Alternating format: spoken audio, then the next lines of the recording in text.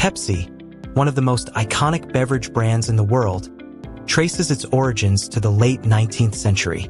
The story begins in New Bern, North Carolina, in 1893, where a young pharmacist named Caleb Bradham was experimenting with various concoctions to create a drink that was both refreshing and healthful. Bradham had a deep interest in the science of digestion and was particularly focused on developing a remedy for dyspepsia, a common stomach ailment at the time. He wanted to create a drink that would aid in digestion, provide energy, and also taste good. Bradham's creation was initially known as Brad's Drink, a mix of carbonated water, sugar, vanilla, rare oils, pepsin, and cola nuts. The inclusion of pepsin, an enzyme that aids in digestion, gave the drink its medicinal appeal, while the cola nuts, known for their caffeine content, provided a stimulating effect. The drink quickly became popular among the customers who frequented Bradham's pharmacy. They appreciated the unique flavor and the supposed health benefits that came with it. In 1898, recognizing the growing popularity of his beverage, Bradham decided to rebrand it. He settled on the name Pepsi-Cola, combining pepsin and cola to emphasize both the digestive and refreshing qualities of the drink. The new name was a hit, and Pepsi-Cola began to gain a loyal following, particularly in the southern United States. Bradham was confident that his creation could become a nationwide sensation. In 1902, Caleb Bradham took a significant step toward expanding his business by formally establishing the Pepsi-Cola Company. He filed for a trademark and began to promote Pepsi-Cola more aggressively, expanding production beyond his pharmacy. The company's first logo was a simple script, emphasizing the brand's elegance and modernity. As demand for Pepsi-Cola grew, Bradham started bottling the drink, making it more accessible to customers who could now enjoy it at home. The early 1900s were a period of rapid growth for Pepsi-Cola. By 1904, the company had moved into a larger facility to keep up with increasing demand. Bradham focused on building a strong distribution network, partnering with independent bottlers to extend the reach of Pepsi-Cola beyond North Carolina. This strategy proved successful, and by 1910, Pepsi-Cola was being sold in 24 states, with over 250 franchises. However, the company soon faced significant challenges.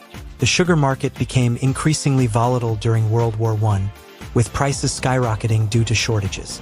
Bradham, betting on sugar prices to continue rising, purchased large quantities at high prices. Unfortunately, sugar prices plummeted after the war, leading to substantial financial losses for the company. By 1923, the Pepsi-Cola Company was forced into bankruptcy, and its assets were sold to a North Carolina business magnate named Roy C. Megargle. Under Megargle's ownership, Pepsi-Cola struggled to regain its footing. The brand changed hands several times, with each new owner attempting to revive its fortunes. In 1931, Pepsi-Cola found a new leader in Charles Guth, the president of Loft Incorporated, a candy manufacturer and soda fountain chain. Guth was dissatisfied with the terms offered by Coca-Cola, Loft's primary soda supplier, and decided to purchase the Pepsi-Cola trademark and formula to produce his own soda. Guth reformulated Pepsi-Cola, making it sweeter and more appealing to consumers. He also introduced a revolutionary marketing strategy, offering Pepsi in 12-ounce bottles for just 5 cents, the same price as Coca-Cola's 6.5-ounce bottle. This twice as much for a nickel campaign was a resounding success, particularly during the Great Depression when consumers were looking for more value for their money. Pepsi-Cola's sales surged, and the brand began to emerge from Coca-Cola's shadow. Throughout the 1930s and 1940s, Pepsi-Cola continued to grow, expanding its presence across the United States.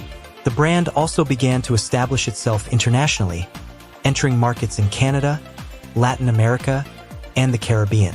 Pepsi-Cola's advertising strategy during this period focused on appealing to families and young people, positioning the drink as a fun and affordable refreshment. The post-war era brought about significant changes in the soft drink industry, and Pepsi-Cola was at the forefront of these developments. In 1950, the company introduced its first television commercial, marking the beginning of a new era in advertising.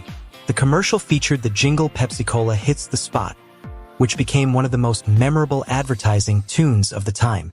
Pepsi's marketing efforts began to emphasize youth culture, with slogans like "The Light Refreshment" and "Now it's Pepsi for those who think young." The 1960s were a transformative decade for Pepsi-Cola. In 1961, the company merged with Frito-Lay, a leading snack food manufacturer, to form PepsiCo. This merger allowed Pepsi to diversify its product offerings and gain a stronger foothold in the snack food market.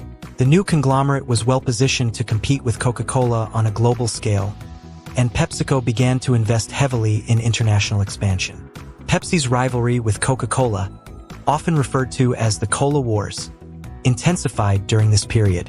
In 1975, Pepsi launched the Pepsi Challenge, a marketing campaign that invited consumers to participate in blind taste tests between Pepsi and Coca-Cola. The results, which often favored Pepsi, were widely publicized and helped the brand gain market share. The Pepsi Generation campaign, launched in the 1980s, further solidified Pepsi's association with youth and pop culture. Pepsi's success in the 1980s and 1990s was driven by its ability to connect with younger consumers. The company signed endorsement deals with high-profile celebrities like Michael Jackson, Madonna, and Britney Spears, using their star power to promote the brand. Pepsi also continued to innovate, introducing new products like Diet Pepsi, Pepsi Max, and Crystal Pepsi. In the 21st century, PepsiCo has continued to evolve, focusing on sustainability and health-conscious products. The company has expanded its portfolio to include a wide range of beverages and snacks, from carbonated sodas to bottled water, fruit juices, and energy drinks.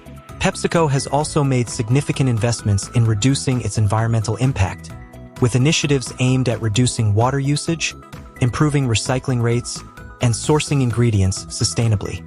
Despite the challenges posed by changing consumer preferences and increasing competition, Pepsi remains one of the most recognized and beloved brands in the world.